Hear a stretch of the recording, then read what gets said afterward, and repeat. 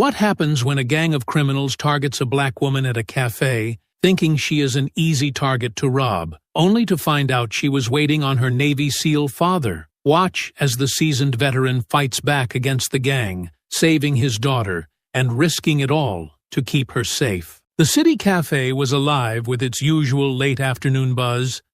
Angela Parker sat outside, savoring the warmth of the sun on her skin. Her cappuccino sat untouched on the table, a perfect swirl of foam catching the light. She tapped away on her phone, scrolling through emails and half paying attention to the lively hum of the street. She didn't notice the three men right away. Their laughter blended into the background, a low, persistent noise cutting through the clinking of cups and occasional bursts of conversation. Only when their voices grew louder and closer did Angela glance up. Three men strolled down the sidewalk, their movements relaxed but deliberate. One of them, tall and wiry, led the way, his smirk as sharp as the way his eyes scanned the street. His companions, a blond man with a scar on his jaw and a stocky figure wearing a hoodie, followed slightly behind, chuckling at something he'd said. Angela's gaze flicked back to her phone. She wasn't worried. Not yet. The cafe was busy, the patio filled with people. Families, couples, groups of friends. She wasn't alone, she told herself. Still, her hands felt oddly tense as she scrolled. The sound of chairs scraping made her look up again. The three men had stopped, standing near her table. The tall one's grin widened as he glanced at her, then at the empty chairs around her. "Nice day, isn't it?" he said casually, his tone light, almost friendly. Angela nodded faintly, her lips pressed into a tight smile. She didn't respond, hoping they'd take the hint and move on. But they didn't. "Mind if we sit?" he asked, already pulling out a chair. Before Angela could reply, the blonde one laughed. "Man, don't ask her.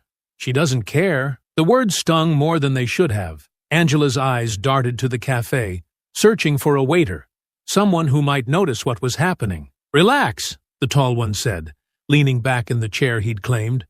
"We're just being friendly." "Right, guys?" Angela forced a polite smile. Her gut told her to stay calm, to avoid provoking them, even as unease curled tighter in her stomach. "We'll just hang out here for a bit," the blond man said, his voice dripping with mockery. "You don't mind, do you?" Angela's pulse quickened. She didn't answer. Angela's fingers tightened around her coffee cup as the leader, Greg, leaned back in his chair. The smirk plastered on his face was as unnerving as his gaze, which roamed across her belongings like he was appraising a prize. His two friends flanked him, their expressions equally smug, as if the entire cafe patio belonged to them. "You don't look like you belong around here," Greg said, his voice light, but laced with a mocking edge. "What brings you to this side of town?" Angela hesitated, unsure how to respond. She glanced toward the cafe door, hoping a waiter or someone inside might notice her discomfort. No one did. "I'm just here for coffee," she said finally, her voice low and steady. Greg's smirk widened. "Coffee, huh? Seems like a fancy bag for just a coffee run." The blonde one, Ryan, leaned forward, his elbows on the table as he pointed toward her purse. "Bet she's got all kinds of goodies in there, huh?" Angela instinctively reached for her bag, pulling it closer. "It's just a purse," she said quickly, trying to keep the tension from her voice. "Relax," Ryan said, chuckling as he leaned back again. "We're just curious. No need to get jumpy." The third man, Paul, snickered. "She's acting like we're gonna rob her or something." The comment made Angela's stomach drop.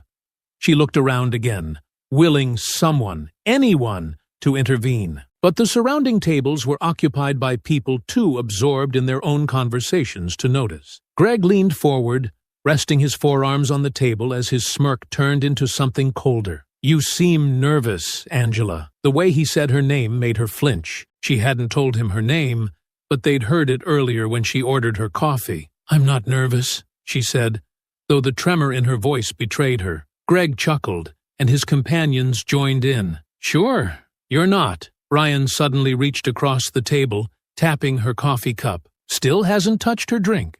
"What's the matter? Not thirsty?" Angela pushed the cup away, her unease growing with every second. Greg sat up straighter, his gaze narrowing.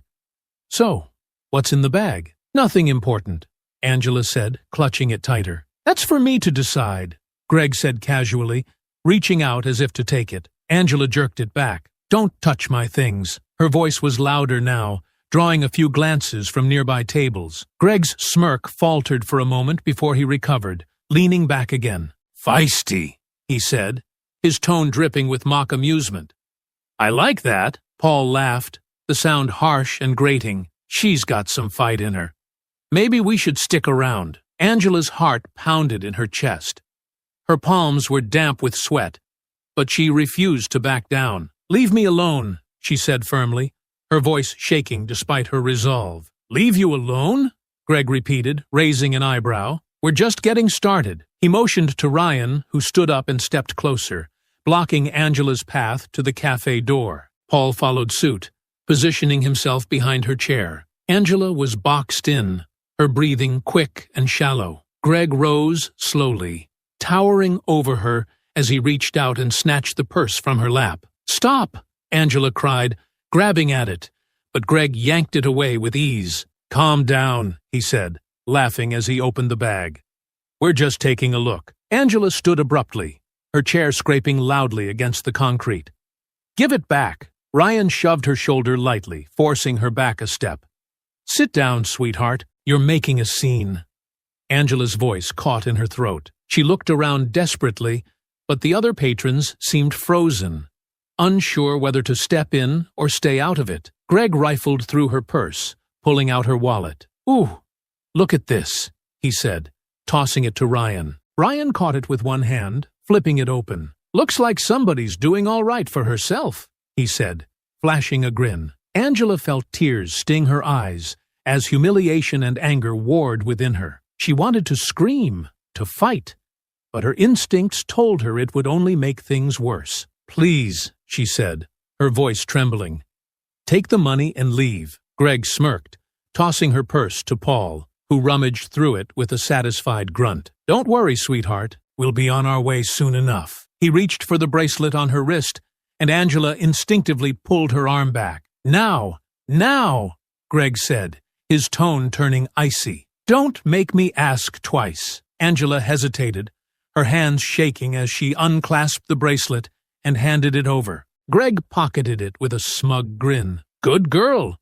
He motioned to his friends, and the three began to walk away, laughing and congratulating themselves. Angela sank into her chair, her body trembling with a mix of fear and anger. The patio seemed to fall back into its usual rhythm, the world around her moving on as if nothing had happened. But Angela knew her world wouldn't be the same. Angela sat frozen in her chair, her trembling hands resting on the table. The laughter of the three men echoed in her ears as they strolled away, Greg tossing her bracelet up and catching it like a toy. Her heart pounded with a mix of fear, anger, and humiliation. "Angela!" The familiar voice snapped her out of her daze. She turned to see her father, James Parker, striding toward her from the cafe entrance. His sharp, commanding presence filled the space around him, and Angela felt a flicker of relief, though it was quickly swallowed by shame. "Dad," she whispered, her voice weak. James's eyes swept over her,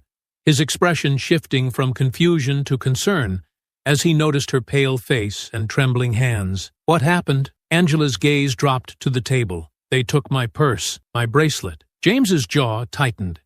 His gaze shifted toward the retreating gang. Greg and his friends were now halfway down the sidewalk, their laughter still carrying over the bustle of the street. "Stay here," James said firmly. "Dad, don't," Angela began, but he was already moving. James crossed the patio in long, deliberate strides. The gang was just turning the corner when his deep voice cut through the air. "Hey!" The three men stopped and turned, their laughter fading as they saw him approaching. Greg's smirk returned, but there was a flicker of hesitation in his eyes. "Well, look at this," Greg said, his tone dripping with mock amusement. "The cavalry's here." James stopped a few feet away from them, his posture calm but commanding. "Give back what you took." Greg raised an eyebrow, glancing at his friends. "Took? We didn't take anything, old man." "Don't lie to me," James said, his voice even but laced with steel. "My daughter told me everything." Hand it over. Ryan snickered. Looks like Daddy's here to save the day. Paul crossed his arms, his grin smug. What are you gonna do, Grandpa? Call the cops? James's gaze didn't waver. You've got one chance to do the right thing. Give it back and walk away. Greg stepped forward, his smirk widening. Or what? James didn't move, but his presence seemed to loom larger. You don't want to find out. For a moment, there was silence, the tension thick in the air. A few people nearby had started to notice the confrontation, their murmurs adding to the charged atmosphere. Greg chuckled, shaking his head. You've got guts. I'll give you that. But see, the thing is, we don't take orders from anyone, especially not from some washed-up old man. He gestured to his friends. Let's go. As they turned to leave, James took a step forward, his voice cutting through the air like a blade. Cowards. The word hung in the air, freezing the men in their tracks. Greg turned back slowly, his smirk now replaced with a hard glare. What did you say? You heard me, James said calmly. You think you're tough? Picking on a woman sitting alone? Stealing from her? That's not tough. That's pathetic. Ryan's expression faltered, but Greg stepped closer, his hands clenched into fists. You've got a big mouth for someone who's outnumbered. James's eyes didn't leave Greg's. Outnumbered doesn't mean outmatched. Greg laughed, though it sounded forced. Big talk. You think you're some kind of hero? I think I'm a father, James replied, his voice steady. And I don't let people like you get away with hurting my family. Paul muttered something under his breath, but Greg held up a hand to silence him. His gaze was locked on James, his jaw tight. You've got guts, Greg said again, his tone colder now. But guts only get you so far. He reached into his pocket and pulled out Angela's bracelet, holding it up with a mocking grin. You want this so bad? Come and get it. James didn't move, his eyes narrowing.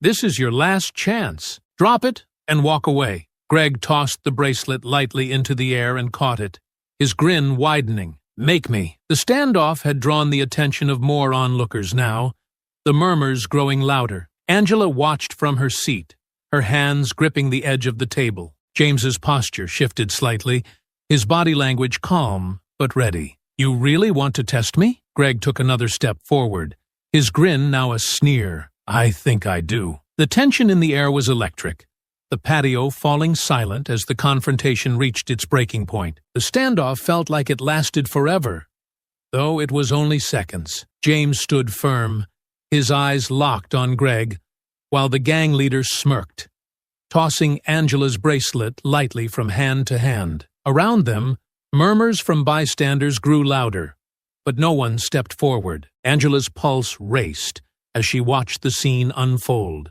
Her father's calm, unyielding stance was a stark contrast to the tension crackling in the air. She knew what he was capable of, what years of Navy SEAL training had honed, but she also knew he didn't want to escalate this. She couldn't stay seated any longer. Forcing herself to move, Angela got up and hurried toward them, her voice trembling but determined. Dad, stop, she said, stepping between him and Greg. Her hands went to his chest, trying to physically push him back. It's not worth it. Let them go. James's gaze shifted to her, his expression softening slightly. Angela, they stole from you. They humiliated you. I know, she said, her voice cracking, but this isn't the way. Please. Her eyes pleaded with him, and for a moment, James hesitated. He let out a slow breath, his fists unclenching as he placed a hand on her shoulder. All right, he said quietly. Let's go. Angela exhaled in relief, stepping back to lead him away. But just as they turned, Greg's voice rang out, loud and venomous. Yeah, that's right. Walk away, he sneered. Just like the cowards you people always are. The words cut through the air like a blade. Angela froze, her blood running cold. James stopped mid-step, his shoulders stiffening as he let out a deep sigh. Greg chuckled, clearly enjoying himself. What? Too scared to stand up for your little girl? Figures. Angela's grip on her father's arm tightened. Dad, don't, she whispered, her voice trembling. But James was already turning around. His expression was calm, almost resigned, as though he had hoped it wouldn't come to this, but knew it always would. You just couldn't keep your mouth shut, could you? James said, his tone dangerously even. Greg spread his arms in mock innocence. What? Just telling it like it is? Ryan and Paul exchanged uneasy glances, their bravado faltering as James stepped forward. I gave you every chance to walk away, James said, his voice low and steady. Now, you'll regret not taking it. Greg's smirk faded, replaced by a flicker of uncertainty. Big talk, old man. Let's see if you can back it up. The fight broke out in an instant. James moved like a coiled spring, his speed and precision catching them off guard. His fist connected with Greg's jaw before the gang leader could react, sending him stumbling backward. Ryan lunged at James from the side, but James sidestepped effortlessly, grabbing Ryan's arm and twisting it behind his back. Ryan cried out in pain as James shoved him toward Paul, who barely managed to catch him. Greg recovered quickly, his expression now twisted with anger. He charged at James, swinging wildly, but James ducked under the blow and countered with a swift punch to the gut. Greg doubled over, gasping for air. "Stop him!" Greg barked, his voice hoarse. Paul hesitated, but then rushed forward, throwing a clumsy punch. James caught his wrist mid-swing, twisting it hard enough to make Paul yelp and drop to one knee. Angela watched, frozen in a mix of awe and fear. Her father was outnumbered, but he moved with an efficiency that made it clear he was in control. Greg, now furious, pulled something from his pocket, a small knife that gleamed in the afternoon sun. "Dad!" Angela screamed, her voice breaking. James's eyes flicked to the knife, his body tensing. Greg lunged at him, but James sidestepped again, grabbing Greg's wrist and slamming it against the edge of a nearby table. The knife clattered to the ground. Ryan scrambled back to his feet, his face twisted in anger. "You're dead, old man!" he shouted, charging at James again. James turned just in time, grabbing Ryan by the front of his shirt and shoving him into Paul, who had also risen. The two men stumbled, but quickly regained their footing, this time moving in unison. Greg, still clutching his side, barked at them. "Take him down!" The fight intensified as Ryan and Paul tried to corner James. Greg joined in, throwing a wild punch that barely missed. James ducked and delivered a punishing kick to Greg's knee, sending him sprawling to the ground. Angela's heart raced as she watched the chaos unfold.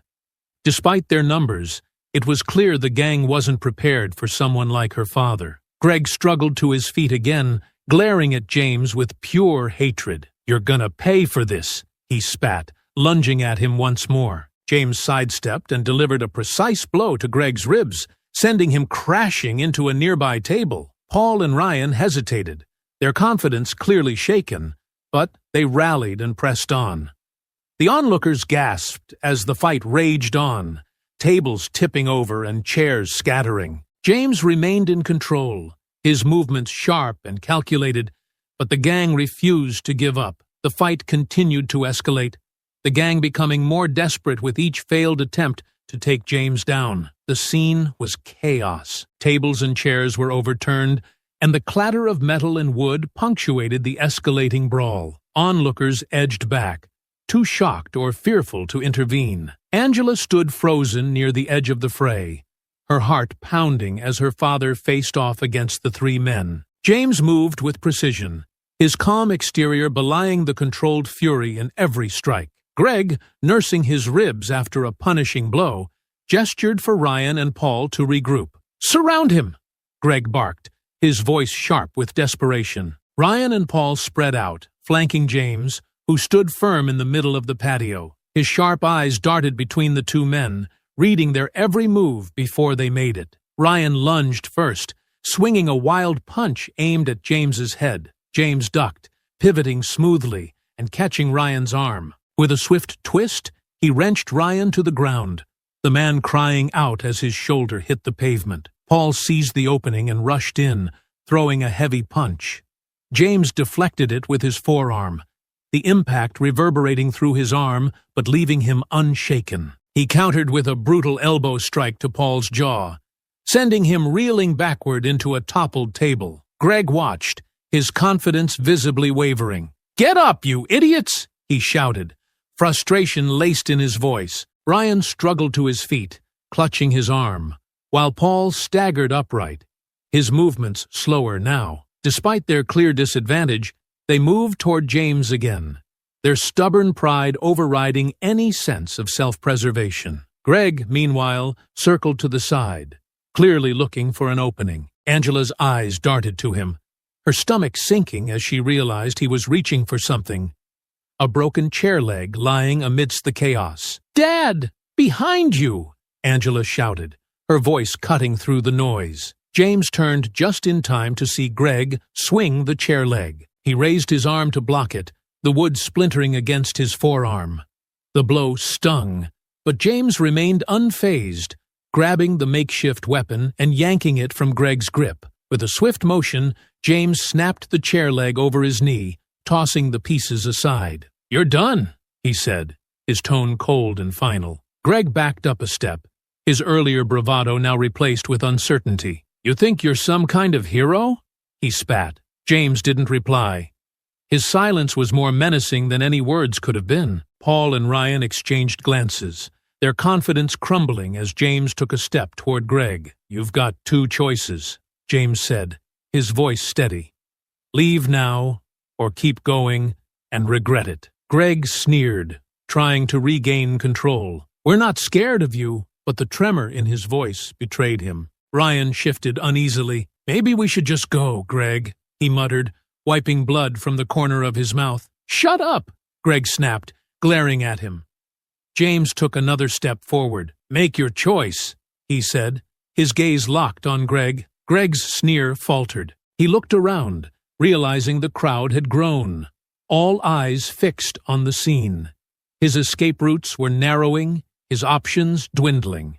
But instead of backing down, Greg let out a frustrated yell and charged at James one last time. James sidestepped the attack with practiced ease, delivering a precise kick to Greg's leg that sent him sprawling onto the pavement. Ryan and Paul hesitated for a split second before rushing in together, desperate to turn the tide. James met them head-on. He grabbed Ryan by the front of his shirt and delivered a knee to his midsection, leaving him gasping for air as he collapsed to the ground. Paul swung wildly, but James blocked the blow and countered with a quick jab to Paul's temple, knocking him off balance. Within moments, all three men were on the ground, groaning in pain and clutching their injuries. The patio fell silent, except for the ragged breaths of the defeated gang. James stood over them, his breathing steady, his expression calm but commanding. "You had your chance," James said, his voice low but carrying the weight of authority. He stepped back, glancing toward Angela. "You okay?" Angela nodded, though her legs felt weak beneath her. "I'm fine," she said, her voice shaky. "But what about—" She didn't finish her sentence. Greg, still lying on the ground, glared up at James with unbridled hatred. "You think this is over?" he spat, his voice hoarse. "You're gonna pay for this." James didn't flinch. "We'll see," he replied, his tone calm but resolute. The sound of approaching sirens broke through the tension, and several people in the crowd stepped back, murmuring among themselves, "Cops are coming," someone whispered. Greg's glare shifted to panic. Ryan and Paul exchanged nervous glances, clearly realizing the consequences of their actions were catching up to them. James turned to Angela. "Stay close to me," he said softly, placing a reassuring hand on her shoulder. As the sirens grew louder, the gang scrambled to their feet, their expressions a mix of defiance and fear. The distant wail of sirens grew louder, piercing through the tense silence that had settled over the cafe patio. Greg and his crew, still clutching their bruises and battered egos, scrambled to their feet, their earlier bravado replaced by desperation. "We need to get out of here," Ryan hissed, his eyes darting toward the growing crowd and the approaching sound of law enforcement. Paul nodded, wiping blood from his split lip. "Let's go, Greg.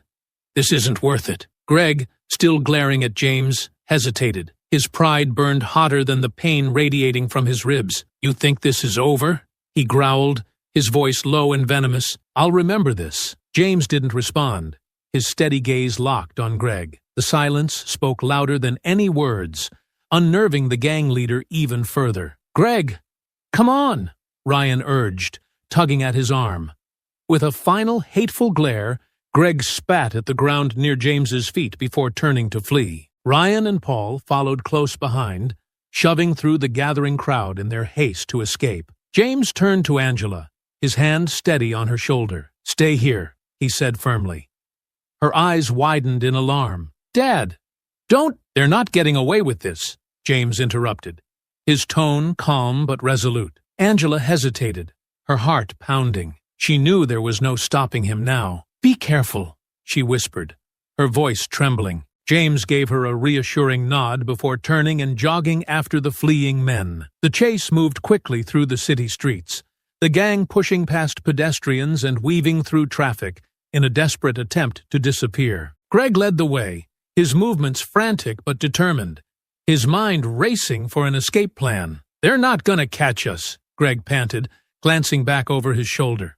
"Just keep moving." Ryan, trailing slightly behind, looked back and cursed. "He's still coming." James followed them at a steady pace, his movements precise and efficient. He didn't rush.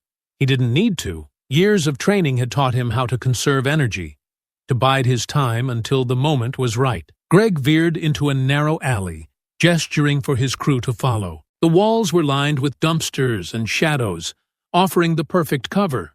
Or so they thought. "Here," Greg hissed, ducking behind a stack of crates.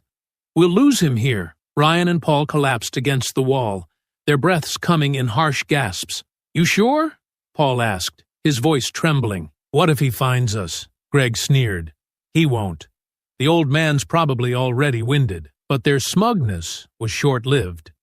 James appeared at the mouth of the alley, his silhouette cutting a stark figure against the fading sunlight. He walked forward slowly, his gaze steady and unrelenting. "You picked the wrong alley," James said, his voice echoing off the brick walls. Ryan and Paul exchanged panicked glances, their earlier confidence crumbling. Greg stepped forward, trying to mask his fear with bravado. "You think you're some kind of tough guy?"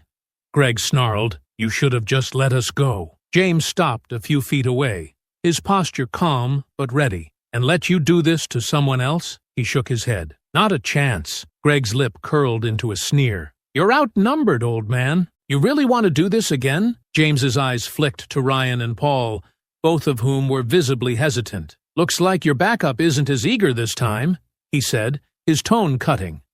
"Shut up!" Greg barked, his voice tinged with desperation. "Get him!" Ryan and Paul hesitated for a moment before charging, their movements clumsy and frantic. James sidestepped Ryan's wild swing, delivering a precise strike to his ribs that sent him sprawling to the ground. Paul lunged next, but James blocked his attack and countered with a sharp elbow to the side of his head, leaving him dazed and staggering. Greg watched, his confidence unraveling as James turned his focus to him. "This is your last chance," James said, his voice low and dangerous. "Surrender now, or it gets worse for you." Greg's jaw tightened, his fists clenching. "Screw you," he spat, before rushing at James with all the strength he could muster. James moved with practiced ease, dodging Greg's wild attack and countering with a swift combination of strikes. A punch to the gut left Greg gasping for air, and a sweeping kick sent him crashing to the ground. Ryan and Paul groaned from where they lay, neither making any effort to get back up. Greg struggled to his knees, his glare filled with hatred. You don't know who you're messing with." Greg wheezed, blood trickling from the corner of his mouth. James crouched down, his gaze cold and unflinching. "I know exactly who I'm dealing with," he said. "A coward who preys on the vulnerable." "That ends now." Greg's face twisted in rage, but before he could respond, the sound of sirens grew louder, the flashing lights of police cars illuminating the alley. James stood, stepping back as officers poured into the narrow space. "There they are," James said, motioning to the gang. "They've got stolen property on them and a long list of crimes to answer for." Greg, Ryan, and Paul glared up at him as officers closed in. The flashing red and blue lights bathed the alley in harsh colors, the sound of approaching footsteps growing louder as the police closed in. James stood tall, his presence commanding as he motioned to the gang sprawled on the ground. "Stay down," James ordered, his voice firm, but his eyes stayed sharp, watching for any sign of resistance. Ryan groaned, clutching his ribs as he struggled to sit up. Paul leaned against the wall, his breath ragged, but his wide eyes flicked between James and the encroaching officers. Greg, however, had no intention of staying down. His jaw clenched as he pushed himself to his knees, one hand wiping the blood from his mouth. His glare burned with unbridled fury. "This isn't over," Greg muttered, his voice barely audible. James's gaze snapped to him, but Greg's posture gave him away. A slight shift of weight, the subtle coil of muscles preparing to spring. "Don't even think about it," James warned, his voice cold and steady. But Greg thought about it. With a sudden burst of energy, he lunged forward, shoving past James with all his weight. The force caught James slightly off guard, and Greg seized the opportunity to dart toward the alley's other exit. "Stop him!" James barked, turning to pursue. Ryan and Paul, emboldened by Greg's escape, scrambled to their feet. Paul shoved a nearby dumpster toward James, forcing him to sidestep. Ryan followed up by charging at James, his movements clumsy but determined. James reacted instinctively, his Navy SEAL training taking over. He sidestepped Ryan's charge and used the momentum to shove him into the wall. Ryan crumpled with a groan, but the brief scuffle cost James precious seconds. Greg was already halfway down the alley, his movements frantic but quick. "Get back here!" James shouted, his voice echoing off the brick walls. Paul lunged next, desperate to block James's path. James met him with a precise strike to the chest, sending him sprawling to the ground, coughing and gasping for air. By the time James cleared the obstacles, Greg had disappeared around the corner. The police officers finally reached the scene, their voices loud and authoritative as they ordered Ryan and Paul to stay down. One officer looked to James. "Are you all right, sir?" James nodded, his breathing steady but his jaw tight with frustration. "I'm fine. But their leader got away." The officer glanced toward the alley's exit. "We'll set up a perimeter. Can you describe him?" James's expression hardened. "Greg, mid-30s, wiry build, brown hair. He's dangerous and desperate." The officer nodded, speaking into his radio to relay the description. Meanwhile, Ryan and Paul, now cuffed and sitting on the ground, exchanged nervous glances. The fight had drained the last of their bravado, and the reality of their situation began to sink in. James turned his attention to them, his voice low and menacing. "You'd better hope the police find Greg before I do." Ryan's face paled, and he looked away, refusing to meet James's gaze. Paul muttered something under his breath, but his defiance was clearly cracking. Angela appeared at the mouth of the alley, her eyes wide with worry. "Dad!" James turned, his tense posture relaxing slightly as she approached. "I'm fine," he said quickly, reassuring her. Angela's eyes flicked to the two cuffed men, then to the alley where Greg had escaped. "Where's the other one?" James's jaw tightened. "He ran." Angela hesitated, fear and anger warring on her face. "What now?" James glanced at the officers taking Ryan and Paul into custody. "Now, we start tracking him down. He's not getting far." Angela looked uncertain. "You're going after him?" James placed a steady hand on her shoulder. "Not alone. The police are involved now, but I'm not letting this go, Angela. Not after what they did." She nodded slowly, her trust in him unwavering despite her lingering fear. The officer who had spoken to James earlier approached again. "We'll take these two in for questioning. If you have any additional information, it'll help us locate their leader." James's gaze shifted to Ryan and Paul. "Don't worry, they'll talk." The officer raised an eyebrow but said nothing, turning back to help his colleagues load the two men into a squad car. As the alley began to clear, Angela touched her father's arm. "What if they don't catch him?" James's expression hardened, his voice quiet but resolute. "Then I will." Angela didn't respond, but the determination in his voice was enough to ease her worries. For now, Greg might have escaped, but James knew one thing for certain: the hunt wasn't over. Hours later, the police station hummed with quiet urgency. James and Angela stood in a small observation room, separated from the interrogation chamber by a pane of reinforced glass. Inside, Ryan and Paul sat slouched in metal chairs, cuffed to the table, their faces bruised and sullen. An officer stood nearby, arms crossed, watching the two men with a sharp, critical eye. Angela stared through the glass, her hands clenched into fists. "What if they don't talk?" she asked, her voice tight with anger and frustration. "They will," James said evenly, his focus never leaving the men in the other room. "They're cowards, and when cowards realize they're alone, they start talking." A detective stepped into the observation room, his notepad in hand, and an air of weariness about him. He nodded at James. "We've started questioning them. They're not saying much yet. Tough guy act. You know how it is." James folded his arms, his expression steely. "Let me in there," the detective frowned. "Sir, I get it. You've got personal stakes here, but this isn't a movie. We've got procedures. Let us handle this." James's voice dropped, firm and unyielding. "Your procedures won't work on them. They need to see the man who put them down, and they need to know I'm not bluffing. I'll get what you need." The detective hesitated, clearly weighing the request. He glanced at Angela, then back to James. "You push too hard, and we lose what little cooperation we have." "I won't push them too hard," James said, though his tone left no room for argument. "I'll get them to talk.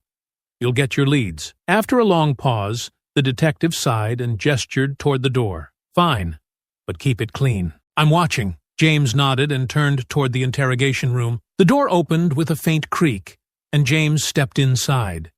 His presence immediately shifted the atmosphere. Ryan's head snapped up, his jaw tightening when he recognized him. Paul, already nervous, visibly shrank in his chair. "You!" Ryan muttered, his voice dripping with resentment. James closed the door behind him, taking his time as he approached the table. He didn't sit. Instead, he stood tall, his gaze icy as it flicked between the two men. "Me," James said flatly. His voice carried the weight of authority, making the small room feel even smaller. Paul shifted in his chair, his cuffed hands clinking against the metal table. "We already told the cops everything," he said quickly, his voice trembling. "We don't know where Greg went." James tilted his head slightly, his gaze locking on Paul. "Do I look like I believe you?" Paul swallowed hard, glancing at Ryan for support. Ryan sneered, leaning back in his chair. "What do you want from us? We're not snitches." James leaned forward, planting his hands firmly on the table. The sharp motion made both men flinch. "You're not snitches. No, you're cowards. Cowards who ran when things got tough and left your leader to fend for himself. How do you think Greg feels about that?" Ryan's face darkened. "Shut up. You don't know anything." "Oh, I know plenty," James shot back, his voice rising. "I know Greg ditched you the second he had a chance. And I know you two are sitting here about to take the fall for everything he's done. So tell me, what's your plan?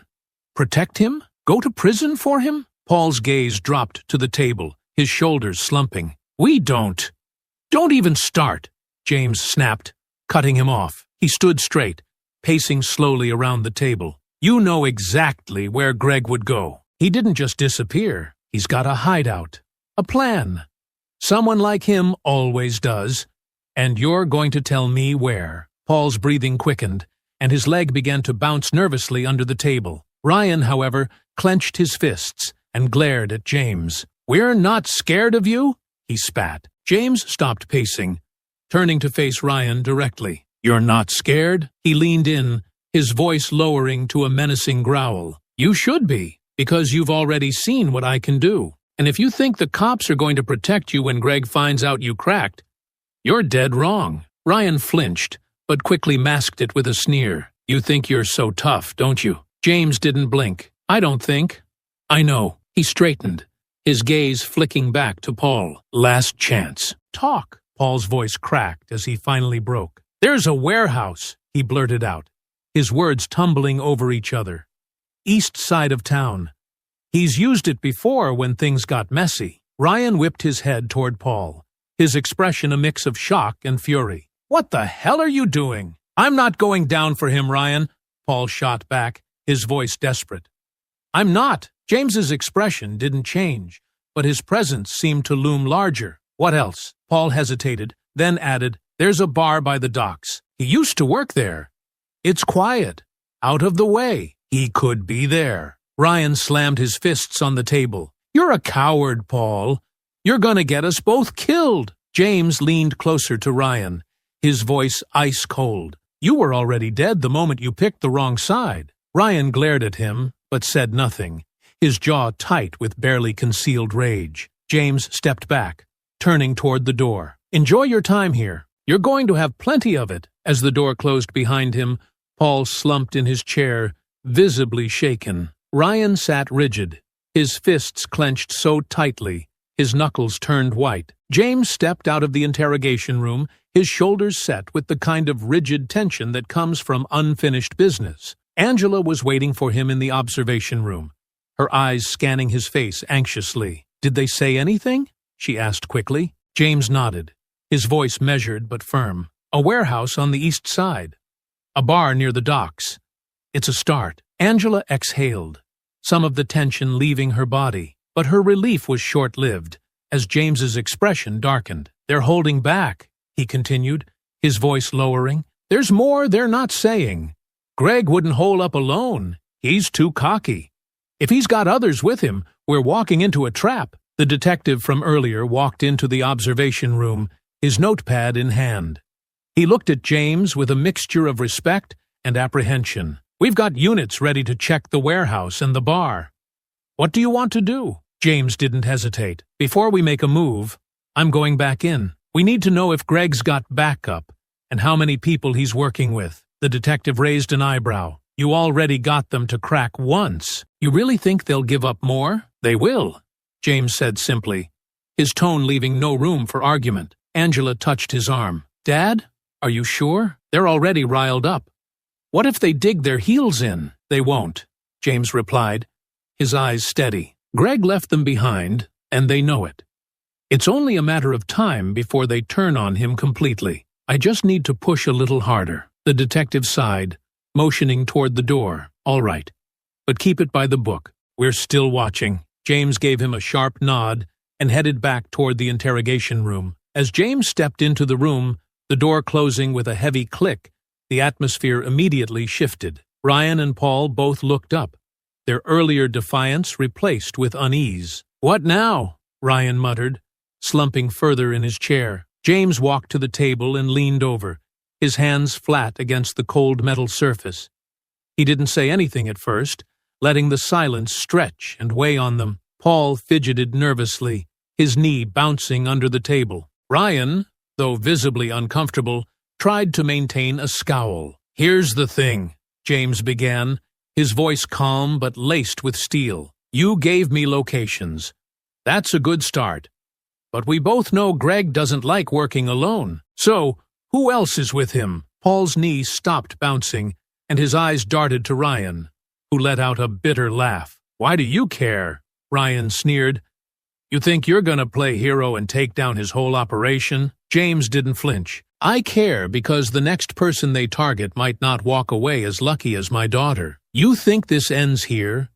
You think Greg's going to stop because you're sitting in this room? He's already planning his next move, and if we don't stop him, someone else gets hurt. Paul shifted in his seat, his discomfort growing. I told you what I know, he said weakly. The warehouse, the bar.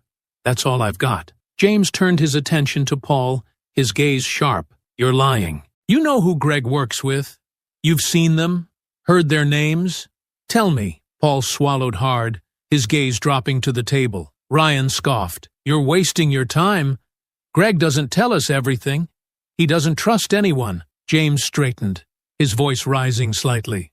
Oh, he trusts someone? He wouldn't operate without a safety net. If you want to stay here and protect him, fine. But know this, he won't do the same for you. The second he feels cornered, he'll throw you under the bus without a second thought. Paul's breathing quickened, his resolve clearly cracking. There's one guy, he said, his voice barely audible. Paul, shut up, Ryan snapped, slamming his fists on the table. No, I'm done, Paul shot back, his voice breaking. You saw how he ran. He left us. You think he cares about what happens to us? James stepped in, his voice calm but commanding. Who's the guy? Paul hesitated, then blurted out, Eddie. He's got connections all over. Greg trusts him with the big stuff, moving stolen goods, finding hideouts. If Greg's got a plan, Eddie's part of it. James nodded slowly. Where do I find Eddie? Paul looked down at his cuffed hands. I don't know exactly, but he hangs around the docks sometimes. He's got a truck, a black one. Always keeps moving, never stays in one spot for long. James turned to Ryan, who was glaring daggers at Paul. Anything to add? Ryan said nothing. His jaw clenched so tightly it looked like it might snap. Thought so, James said, stepping back. You can sit here and stew all you want. Greg's already left you behind, and now you'll be the ones paying for everything he's done. Paul sagged in his chair, while Ryan sat stiffly, his glare boring into the table. As James left the room, the door shutting behind him, Angela looked up expectantly. What did they say? Greg's got a guy named Eddie, James said grimly. If we find Eddie, we find Greg. The night had settled over the city, casting long shadows across the docks. The air was damp and carried the faint scent of salt and oil. James stood near the edge of the water, his eyes scanning the expanse of warehouses and scattered shipping containers. The area was quiet, save for the occasional hum of a passing vehicle or the distant creak of a crane. Angela had stayed back at the station, reluctantly agreeing to let her father handle this part alone. James knew she'd wanted to come, but this wasn't the place for her. This was about precision and experience, qualities he'd spent years perfecting. He turned his attention back to the task at hand. Paul's tip about Eddie was all he had to go on, but it was enough. A black truck, always moving, lurking near the docks. James knew that anyone as connected as Eddie wouldn't be hard to find once you started asking the right questions. James approached a small cluster of men standing near a stack of crates, their cigarettes glowing faintly in the dark. They looked up as he neared, their expressions guarded. Hey, James said, his voice steady but firm. I'm looking for Eddie. Black truck. You seen him around? The tallest of the group stepped forward, his gaze narrowing. Who's asking? James didn't miss a beat. Someone who needs to find him. The man chuckled, shaking his head. You're in the wrong place, old man. Move along. James's eyes hardened. I wasn't asking for permission. Is Eddie here or not? The man's smirk faltered slightly, but he recovered quickly, glancing at his companions. Look, I don't know who you think you are, but before he could finish, James stepped closer, his presence looming. Let me make this simple for you. Either you tell me where he is, or I'll find him myself. But if I do it my way, you're not going to like how it ends. The man hesitated, glancing nervously at his friends. Finally, he sighed, gesturing toward a dimly lit area near a row of shipping containers. Saw him over there about an hour ago. Don't know if he's still around, though. James nodded once, his expression unreadable. Thanks. The area near the shipping containers was quieter, the only sound the faint rustle of the wind and the occasional clatter of metal. James moved carefully, his eyes sweeping the area for any sign of movement. Then he saw it. A black truck parked near the end of the row, its engine idling faintly. James approached slowly, his footsteps silent against the gravel. As he neared, he caught sight of a figure leaning against the side of the truck, smoking a cigarette. The man was tall and wiry, his face partially obscured by the shadows. Eddie, James called out, his voice cutting through the stillness. The man froze, his head snapping up. Who the hell are you? He demanded, his hand instinctively reaching for something in his jacket. James stopped a few feet away, his posture calm but ready. I'm here about Greg. Eddie's eyes narrowed, and he let out a bitter laugh. Greg? What did he do now? You already know, James said flatly. He's in trouble. And so are you if you don't start talking. Where is he? Eddie sneered, tossing his cigarette to the ground. You think I'm just gonna tell you? Get lost. James took a step closer, his voice dropping to a dangerous tone. Greg doesn't care about you. The second things go south, he'll leave you behind just like he did Ryan and Paul. Do you really want to go down for him? Eddie hesitated, his bravado faltering for just a moment. James pressed on. I already have 2 of his guys in custody. They're talking. They gave me your name, so don't waste my time. Eddie cursed under his breath, his eyes darting around as if searching for an escape. Finally he sighed, leaning back against the truck. He's got a spot, Eddie admitted reluctantly. An old warehouse, deeper in the docks. It's not on any map. Just an abandoned place he uses when he needs to lay low. James's gaze didn't waver. How many people does he have with him? 2? Maybe 3, Eddie said, his voice bitter. Hired muscle. But Greg doesn't trust anyone too much. They're just there to keep him safe. James nodded slowly. Where exactly is it? Eddie rattled off an address, his tone resentful. Good choice, James said, his voice cold. Stay out of this, Eddie. You don't want what's coming for Greg. Eddie glared at him but didn't respond. Back at the station, James relayed the information to the detective, who immediately began organizing a team to raid the warehouse. Angela listened intently, her expression a mix of relief and anxiety. You found him? She asked. We've got a location, James confirmed. But this isn't over yet. The detective clapped James on the shoulder. You did good work.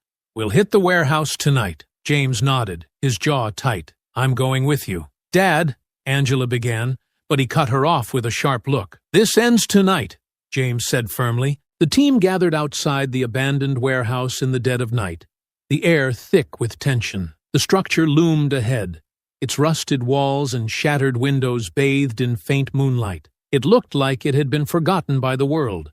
But James knew better. This was where Greg was holed up, likely waiting for the chaos to blow over. A detective stood next to James, gesturing toward the tactical team assembled nearby. We're going in silent. We'll breach from 2 sides, sweep the place, and secure the area. James nodded, his eyes fixed on the building. What's the plan if Greg resists? The detective adjusted his vest. We'll handle it.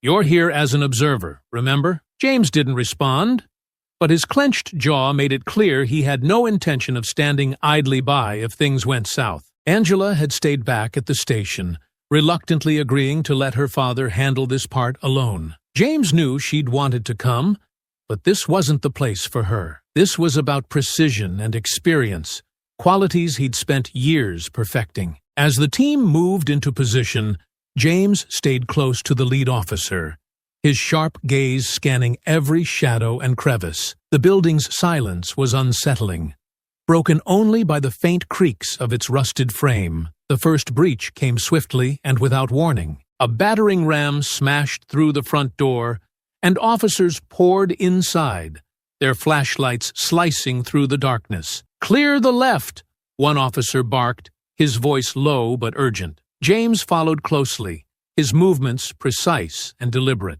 His eyes flicked over the dilapidated interior.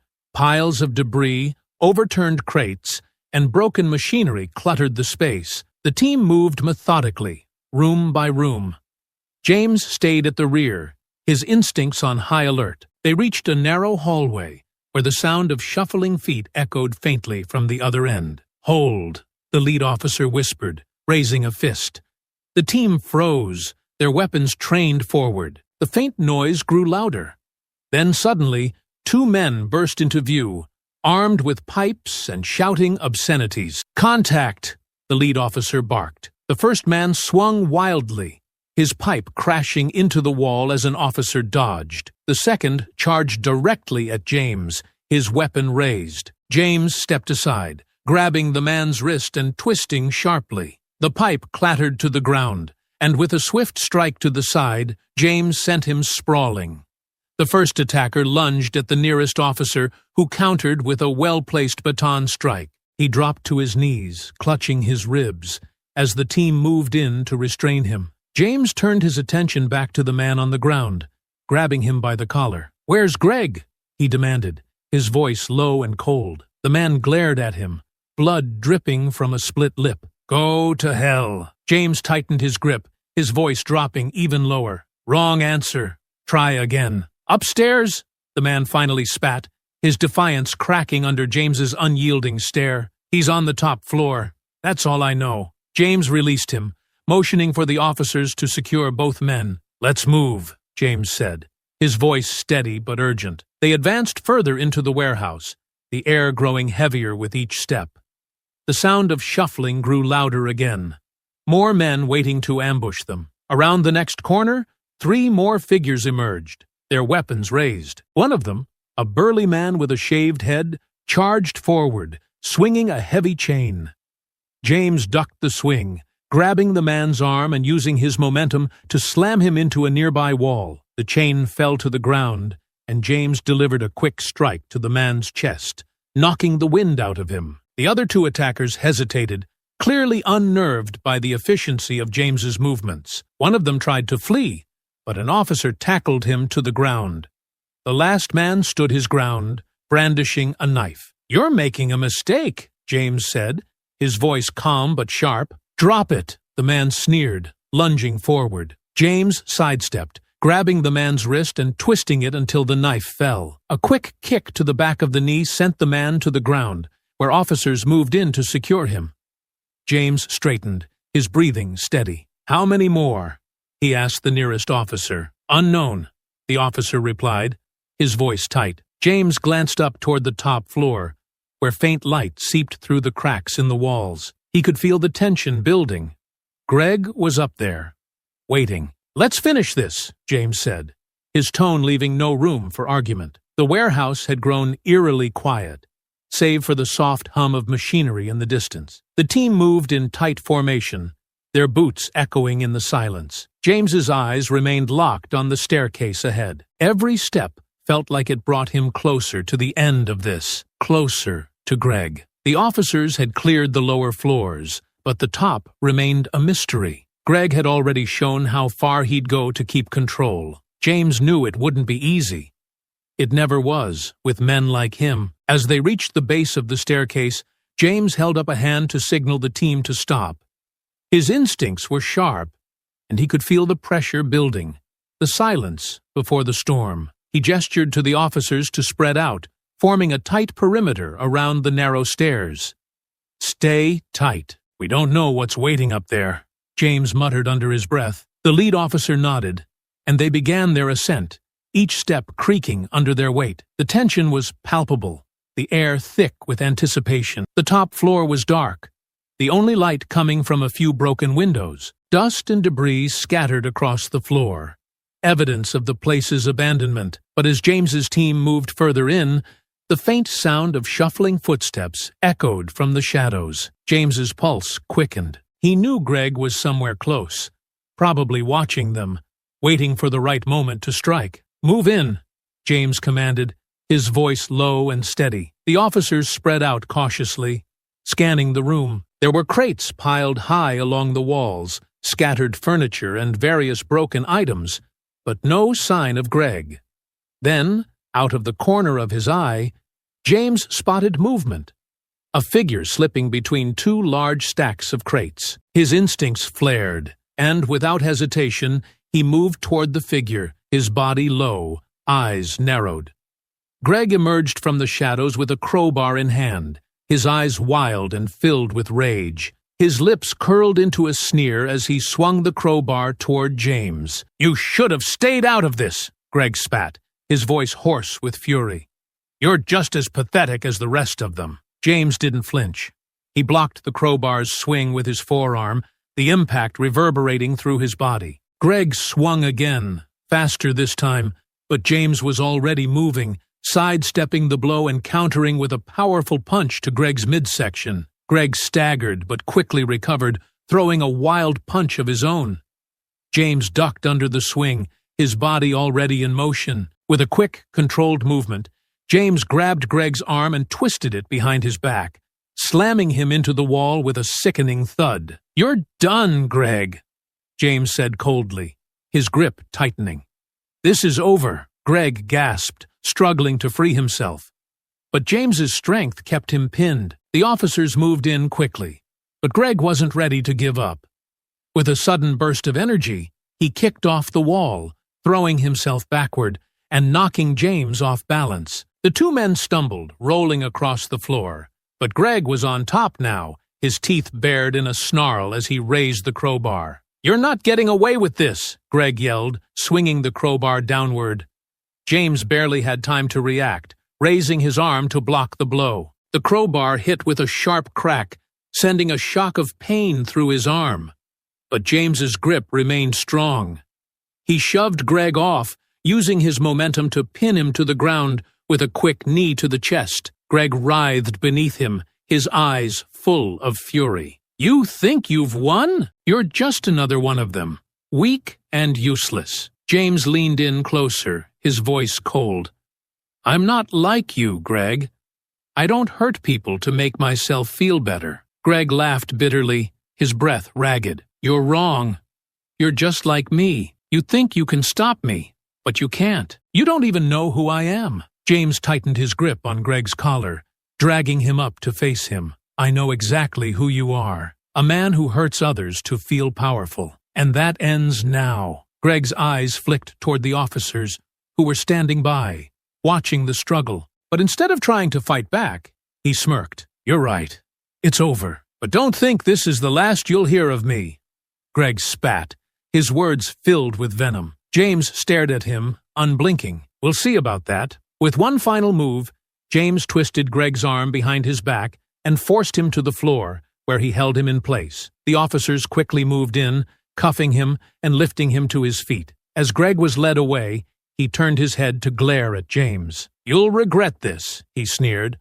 "I'll make sure of it." James didn't flinch. He stood tall, watching as Greg was taken out of the room. The hunt had ended, but something still gnawed at the back of his mind. There was more to this, more that Greg had hidden. James turned to the officers. "Get him to the car. I want a full sweep of the place. No one leaves until we know everything." The detective, standing off to the side, gave a grim nod. "We'll take care of it." James looked toward the exit. The weight of the moment hung heavy in the air, but for the first time in a long while, he allowed himself a moment of relief. Greg's reign was over, and no one else would fall victim to him. The warehouse was quiet now, the air heavy with the aftermath of the struggle. Greg had been subdued, his wrists cuffed tightly behind him as two officers hauled him toward the waiting vehicles outside. James stood motionless in the center of the top floor, his chest rising and falling with slow, steady breaths. The fight had left a dull ache in his arm, but his focus was elsewhere. The detective approached, his flashlight sweeping the dark corners of the room. "We've got him, Parker. That's what matters." "But something tells me this isn't everything." James nodded, his sharp gaze moving over the scattered crates and makeshift furniture. "Greg's been operating too long to have everything in one place. He's got stashes, connections. There's more here." The detective frowned, motioning for the team to begin a full sweep of the floor. "Let's see what we can find. If he left any loose ends, we'll tie them up." James moved to a corner of the room where a stack of crates was partially covered with a tarp. He pulled the fabric back, revealing an assortment of items: electronics, jewelry, and other valuables. "Stolen goods," James muttered, motioning to the detective. "He's been stockpiling." The detective nodded grimly. "We can match this to the recent robberies. It'll help lock him in." As James continued to search, his foot brushed against something metallic. He crouched down, lifting a rusted panel from the floor to reveal a hidden compartment. Inside were several small notebooks, their pages filled with names, locations, and dollar amounts. "Ledger," James said, holding one up for the detective to see. The detective's eyes widened. "This is big. Names of buyers, accomplices, maybe even clients. Greg's going to have a hard time explaining this." Outside, the air was cool and sharp, a stark contrast to the heat of the warehouse. Greg sat in the back of a squad car, his face a mask of fury. He glared at James as he exited the building, his lips curling into a sneer. "You think this is over, Parker?" Greg shouted, his voice muffled through the car window. "You don't know who you're messing with. I've got people. You'll see." James stepped closer to the car, his expression calm but unyielding. "You've got nothing, Greg. Your people abandoned you the second you went down, and now everything you've done is going to catch up to you." Greg's sneer faltered, but he quickly recovered, laughing bitterly. "You think you're some kind of hero? You're just a washed-up soldier playing cop." This doesn't change anything. James leaned in, his voice low and steady. You're right. I'm not a hero. But I don't need to be to stop someone like you. Greg's glare burned into him as the officer in the front seat started the car. The vehicle pulled away, its red and blue lights fading into the distance. The detective approached, holding one of the ledgers James had uncovered. This is enough to dismantle his entire operation, he said, flipping through the pages. He's tied to a lot more than just robbery, human trafficking, arms deals. It's all in here. James's jaw tightened. Make sure every name in that book is held accountable. The detective nodded. We'll put together a task force. This could take months, maybe years to unravel. But you just handed us a starting point. Angela arrived shortly after, her expression a mix of relief and worry as she spotted her father standing near the warehouse entrance. She rushed to him, her arms wrapping tightly around him. "Dad," she whispered. "You're okay." James returned the embrace, his usually stoic demeanor softening slightly. "I'm fine," he said quietly. "It's over." Angela pulled back, her eyes searching his. "Is it really? What about everything else Greg was involved in?" James glanced at the detective, who held up the ledger. "We've got the evidence.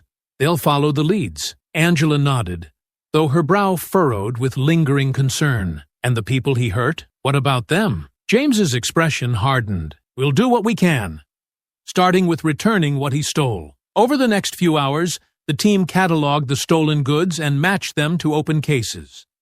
One by one, victims were contacted, their stolen possessions recovered and prepared for return. Each phone call felt like a small victory, a step toward undoing the damage Greg had caused. As dawn broke, James stood outside the warehouse, watching the sun rise over the city. Angela joined him, holding 2 steaming cups of coffee. She handed one to him, and he took it with a nod of thanks. As the city began to stir, James allowed himself a moment of peace. Greg's reign of terror was over, and though the work was far from finished, it was a victory worth savoring. The next few days were a whirlwind of activity. At the station, Greg's ledgers became the centerpiece of a rapidly growing case. Officers and detectives worked tirelessly, cross-referencing the names and transactions with unsolved crimes and known associates. Each discovery painted a more damning picture of Greg's criminal empire. James sat in a conference room with the lead detective,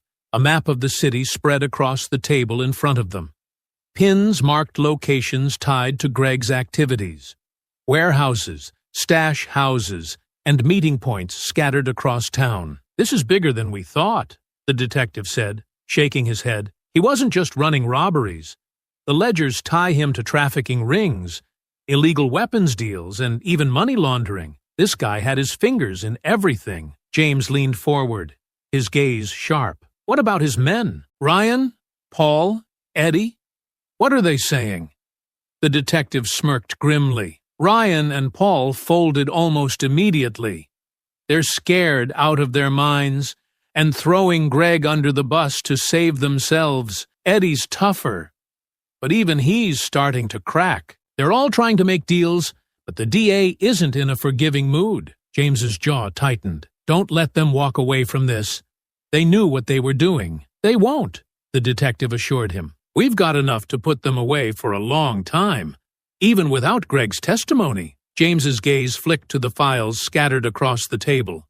Photos of stolen goods, lists of victims, and accounts of crimes Greg's gang had committed. Each piece of evidence was a step closer to justice, but the weight of it all was suffocating. That afternoon, James found himself outside the courthouse. The air was crisp, and the murmur of reporters and onlookers filled the space as Ryan and Paul were escorted from a police van into the building. Their heads were down, their expressions sullen, and their once brash attitudes seemed to have dissolved under the weight of their situation. Angela stood beside James, her arms crossed as she watched them. "They don't look so tough now," she said quietly. "They're not," James replied, his tone even. "They never were. They just thought no one would hold them accountable." Angela looked up at him, her brow furrowed. "Do you think they regret it?" James's gaze didn't waver. "People like them don't regret the harm they cause. They regret getting caught." Angela was quiet for a moment before she asked, "What about Greg?" James's expression darkened. "Greg's worse. He regrets losing control. That's all that matters to him." Inside the courthouse, the trial began in earnest. The prosecution wasted no time presenting its case, starting with a meticulous breakdown of Greg's crimes. Photos of stolen goods recovered from the warehouse were displayed on screens, along with documentation from the ledgers James had uncovered. The prosecutor's voice was steady and deliberate as she addressed the jury. This man built an empire of exploitation. He preyed on the vulnerable, using fear and manipulation to maintain power. But today, the evidence will show that his reign is over. Ryan and Paul were the first to take the stand, their faces pale as they recounted their involvement in Greg's operations. Under the prosecutor's questioning, they described how Greg had recruited them, using promises of quick money and threats to keep them loyal. Ryan shifted uncomfortably in his seat, his voice shaky. "Greg, he always had a plan. He told us what to do, who to target. If anyone stepped out of line, he made sure they paid for it." Paul nodded, his hands trembling as he gripped the edges of the witness stand. We thought it was just robberies at first.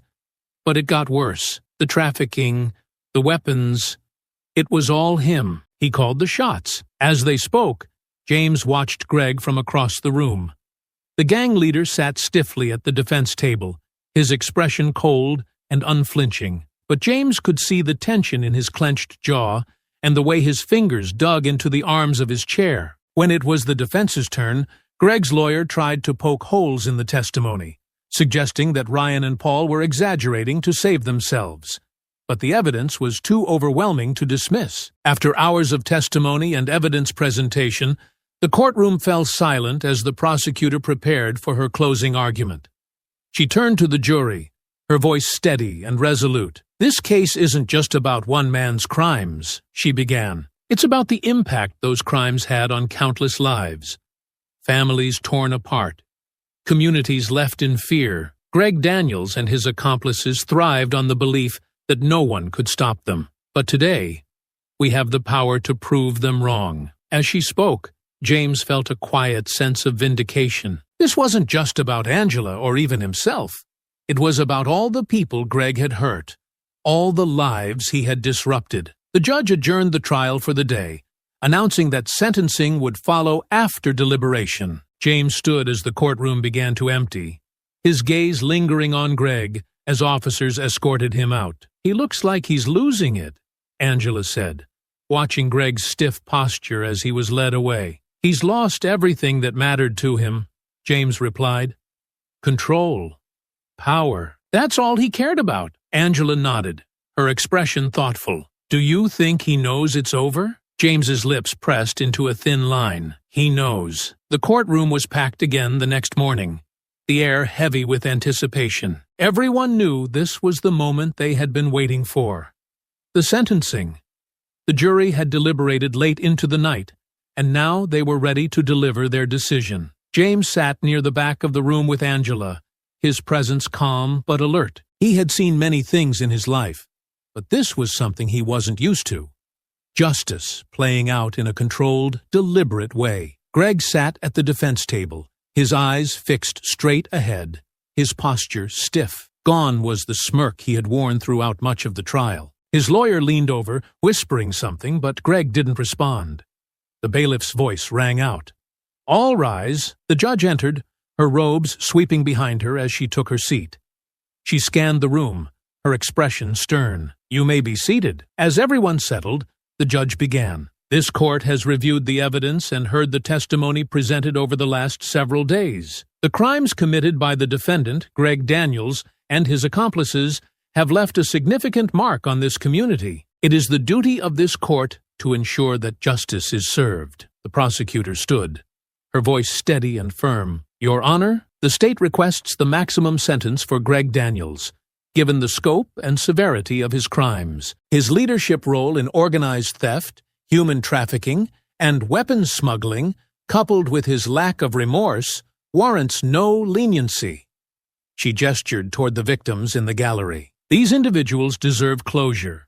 And the defendant deserves the full weight of the law. The judge nodded, then turned to the defense attorney. Does the defense have anything to say before sentencing? Greg's lawyer stood, his tone measured. Your Honor, while we acknowledge the jury's verdict, we ask the court to consider my client's difficult upbringing and the systemic failures that led him down this path. A life sentence without the possibility of parole would be excessive. James felt Angela stiffen beside him. He placed a steady hand on her arm, but his jaw clenched as he listened. Greg Daniels had every opportunity to stop what he was doing. James muttered under his breath. He didn't, because he didn't care about anyone but himself. Angela nodded but said nothing, her gaze fixed on Greg. The judge's gavel struck once, silencing the murmurs that had begun to ripple through the gallery. She leaned forward, her voice firm. This court does not deny the existence of systemic issues. However, it is clear that the defendant, Greg Daniels, actively chose to exploit others for his gain, showing no regard for the lives he ruined. This is not a case of a single bad decision or momentary lapse in judgment. This is a pattern of deliberate, calculated harm. The judge's eyes shifted to Greg. You had chances to walk away, Mr. Daniels. Instead, you built an operation designed to hurt others while enriching yourself. And now, you must face the consequences. She took a deep breath, her next words ringing through the courtroom. Greg Daniels, this court sentences you to life in prison, with no possibility of parole for 30 years. A collective murmur rippled through the room, some gasping in relief, others nodding solemnly. Ryan and Paul were sentenced next. Their cooperation with the prosecution had earned them reduced sentences, but the judge made it clear they wouldn't escape justice. Ryan Thomas and Paul Harris, the judge said, her tone severe, your willingness to assist law enforcement is noted. However, this does not excuse your involvement in these crimes. You each played a significant role in carrying out the defendant's plans. She looked at them sharply. This court sentences you both to 15 years in prison, with eligibility for parole after 7. Consider this your chance to reflect on the lives you've impacted. James watched as the two men were led out, their heads low. He felt no sympathy for them. They had made their choices, just like Greg. Later, as the crowd began to disperse, Angela turned to James. It's done, she said softly. For now, James replied, his tone measured. Angela frowned. What do you mean? James gestured toward the files still being packed up by the prosecution team. There are still names in those ledgers. People Greg worked with. People who profited from his crimes. This was just the first step. Angela nodded slowly, her expression thoughtful. And what about the victims? The people who lost everything because of him? We'll do what we can to help, James said. The stolen goods we recovered are already being returned, but some things can't be replaced. That evening, James and Angela returned to the police station one last time. The detective met them at the front desk, his expression tired but satisfied. Greg's not getting out anytime soon, the detective said, handing James a file. We've got teams following the leads in those ledgers. With luck, we'll shut down the rest of his network before they can regroup. James took the file, flipping through the pages. Good. Make sure none of them slip through the cracks. The detective smiled faintly. You can count on it. Thanks for everything, Parker. We couldn't have done this without you. As James and Angela left the station, the cool night air wrapped around them. The city was quiet, its streets illuminated by the soft glow of streetlights. Angela looked up at her father. Do you think it's really over? James was quiet for a moment before replying. It's never over. Not completely. But for now, we've done what we can, and that's enough. Angela smiled faintly, her hand slipping into his. Together, they walked into the night, ready to face whatever came next. The house was quiet, the kind of calm that felt heavy after days of tension. Angela sat on the couch, a mug of tea cupped in her hands.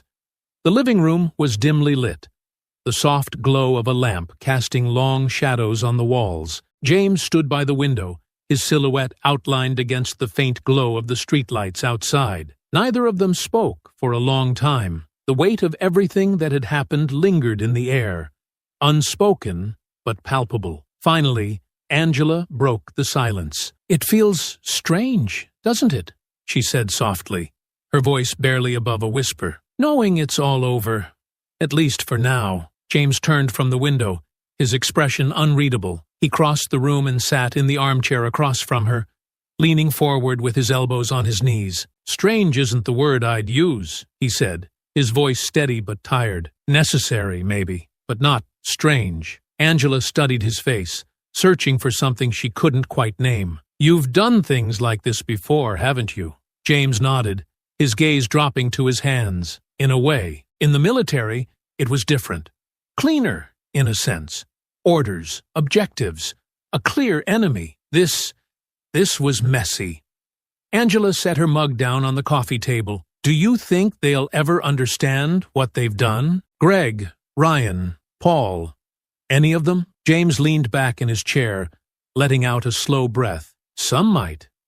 Ryan and Paul, maybe. They're cowards, not monsters.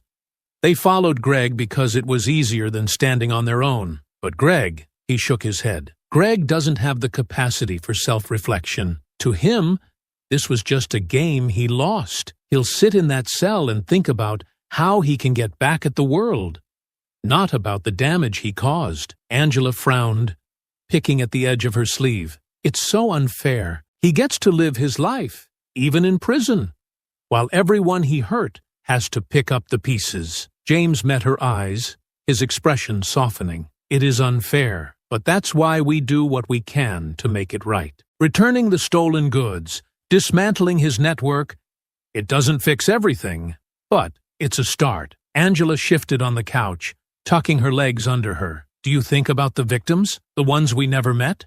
The ones who didn't even know they were on his radar?" "Every day," James admitted. "People like Greg thrive because they think no one will stop them. That's why it matters so much to stand in their way." Angela looked down, her voice quiet. "You make it sound so simple, like all we have to do is stand up and it'll make a difference." James leaned forward, his tone firm but gentle. "It's not simple, and it's not easy, but it's necessary. You can't change the world overnight, Angela, but you can change it for someone. That's enough." She gave him a small smile, her eyes glistening. "You sound like a superhero, you know." James chuckled softly, shaking his head. "Hardly. Just someone who refuses to look the other way." For a while, they sat in companionable silence, the weight of their conversation settling into something quieter. Angela broke the stillness again. "What happens now?" James rubbed his hands together, the motion slow and deliberate. "Now, we wait. The police have the ledgers. They'll track down the rest of Greg's network. And we help where we can. That's all we can do." "And you?" Angela asked, her gaze steady. "What are you going to do?" James's lips quirked into a faint smile. "I'm going to sit here, finish this tea you made me, and try to remember what it feels like to breathe without carrying the weight of the world." Angela laughed softly, the sound easing the tension in the room. "That sounds like a good plan." James's expression grew more serious. "And you? How are you holding up?" Angela hesitated, then nodded. "I'm okay, I think. It's just a lot. Knowing how close I came to—" She stopped, her voice catching. James reached over, resting a hand on her arm. "You're safe now. That's what matters." "I know," Angela said, her voice steadier now. "But it doesn't feel like enough, you know? I want to do more. I want to make sure this doesn't happen to anyone else." James nodded, his eyes meeting hers. "Then you will. You've already got the most important thing you need. The will to make a difference. Everything else will follow." The clock on the wall ticked softly, the sound blending with the quiet hum of the refrigerator in the kitchen. The world outside seemed peaceful, distant, as if the chaos of the past week had been nothing but a bad dream. Angela picked up her mug again, cradling it in her hands. "Do you think they'll really shut down the rest of his network?" "They will," James said firmly. "It'll take time, but the police know what they're doing. Greg's empire is crumbling, and there's no one left to hold it together." Angela nodded, her expression thoughtful. "Good." James smiled faintly, leaning back in his chair. "Good." As the night deepened, they sat together, their conversation fading into a comfortable quiet. The fight was over, for now, but both knew there would always be more to do. And that was okay. They would face it together.